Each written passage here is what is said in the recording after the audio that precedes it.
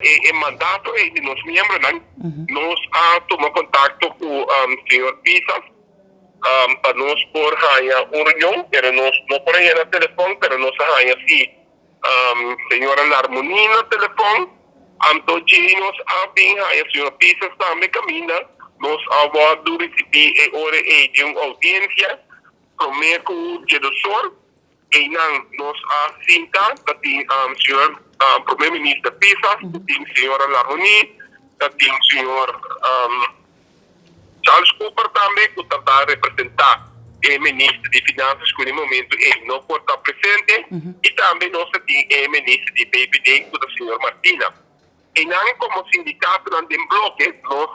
informando o que a sociedade aumenta, agora nós temos meio de informação, caminho nos explica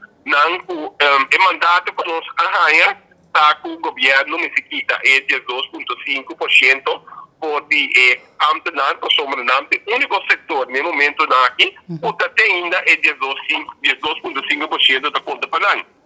pero já maneira nossa governo a vini o dilante o panang pouquita é de 2,5% e tamará na certa condicionam com Holanda pone. Ando onde condicionam com Holanda a pone, tá com e mestre passa a lei de normeering top in common, prometo porque tá é 12,5%. Bom, e na começa a seguir intercambiar diferentes pontos de vista com o sindicato de bloco de 6 com o governo, pero na final o governo a queda para arriba com para pouquita é 12,5%, mas se passa a lei de numeric stop in common. Agora nós sabemos que o governo já, se nós chega aqui no sindicato também, no momento nós temos membros também está guardando, e com nós sabemos que nós sabemos informar nos membros tocante de decisão que o governo a presidente com para não porque ele, mas se passa a lei de numeric stop in common.